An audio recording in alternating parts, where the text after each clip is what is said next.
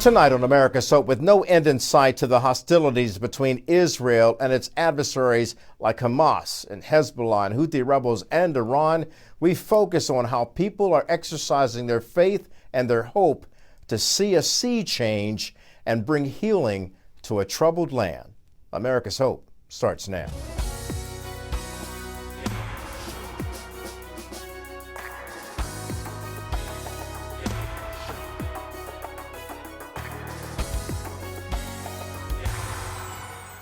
From the NTD Global Headquarters in New York, I'm Kelly Wright, and this is America's Hope. Good evening. Thank you for joining us this hour. We do hope that you're safe and well, taking care of yourself and your family because you matter. You know, many Americans, as they watch what unfolds overseas in the Middle East, they think it doesn't affect them. And yet when you see some of the disturbing images on college campuses, or you see that anti-Semitism is on the rise, it does affect us. It does affect our families. In fact, there are families divided over the issue. There are people divided over faith in terms of what to do about the issue. And there are people losing hope. Well, tonight we're going to focus on Israel and its role in trying to defend itself against Hamas, Hezbollah, Houthi rebels, and Iran.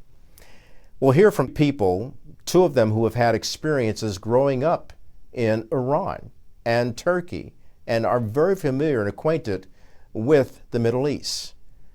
We'll hear from Isik Abla. We'll hear from Lana Silk of Transform Iran. I'm joined now by Isik Abla. She was born in Istanbul, Turkey, and raised in a Muslim home. She knows a lot about the experience in terms of Hamas and the Palestinian issue with regard to what's happened after October 7th, 2023, when Hamas terrorists conducted an attack, a really heinous attack on the Israeli people living in Kibbutzim and the city of Sderot along the Gaza border, killing some 1,200 people. And not all of them were Jewish. They were Muslim, they were Christians, they were Arabs, they were Israelis, they were from various nations. Isik, you recently wrote an article that appeared in the Washington Times that reflects on what America experienced with regard to its own 9/11 that took place. And you talked about united we stand, divided we fall. Connect all of this, if you will, between our 9/11 and Israel's 9/11, which occurred last year on October 7th. Thank you for asking me that, because it's very similar to me. I was a new believer in Christ when September 11th tragedy happened, and it completely, of course, changed the entire history of everything, the culture and feelings, emotions of entire nation and entire world, as a matter of fact. And now we are seeing what happened in Israel as well, however, on the other direction. And when I look at these similarities, both of them were terrorist attacks, but the reactions were so different.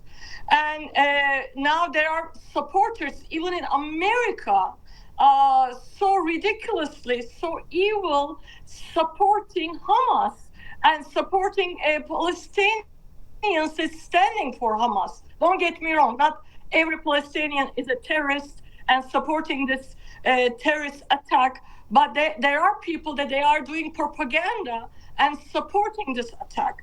And it is very similar to 9/11, because a lot of innocent people died unexpectedly. This wasn't a war, this was a start of a war. And people are siding with the terrorist group, Hamas. And it was the same way when 9/11 happened.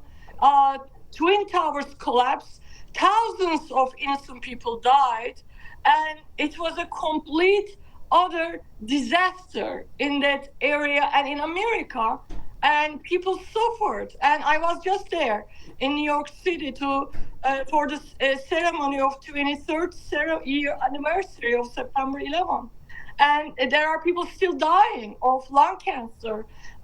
There are still people paying the penalties of that horrific day. And there are a lot of correlations and similarities for that reason.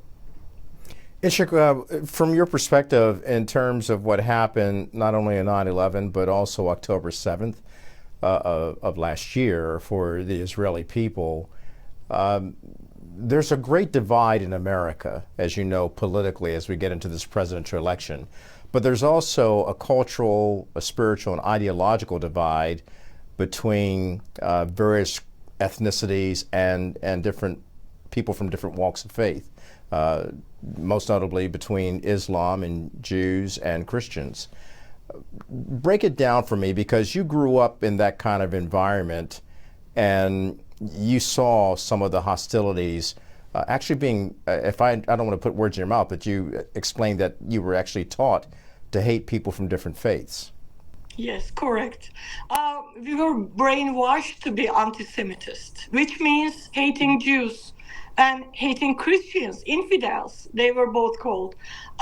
We were brainwashed. How we were brainwashed? A lot of Muslims says, how are we brainwashed? Media does a very good job brainwashing people. You can turn the media on in the Middle East right now and everything is against Israel, against Jews.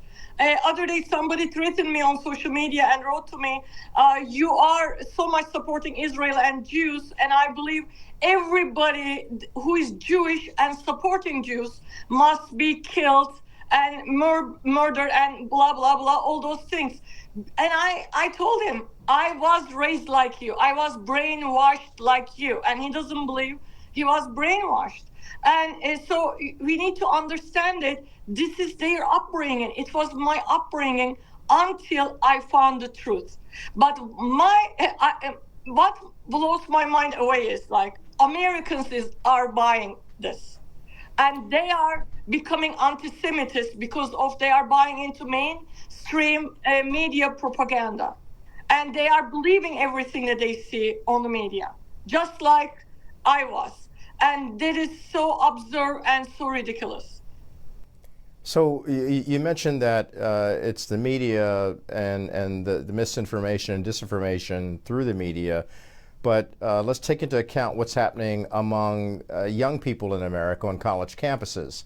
Can you give any example of what might be causing young people on college campuses in America to protest on those campuses and to actually not only express anti-Semitism, but also to say death to Israel and death to America? How's that happening amongst American students, by the way, on college campuses? First of all, we need to understand, first of all, we got to really look at the ideology. These are very strategic, ideologic actions. These are not like just casually thrown propagandas. These are plans. These are very well crafted, evil plans. And if you don't understand where they are coming from, and we think that jihad is only physical. Jihad is not physical. Jihad is social. Jihad is on the media. It is educational. It is populational. That is why it is in our college campuses. And also Bible talks about simple-minded people, gullible people. And these are the times we have those simple-minded people. People believe in anything they hear.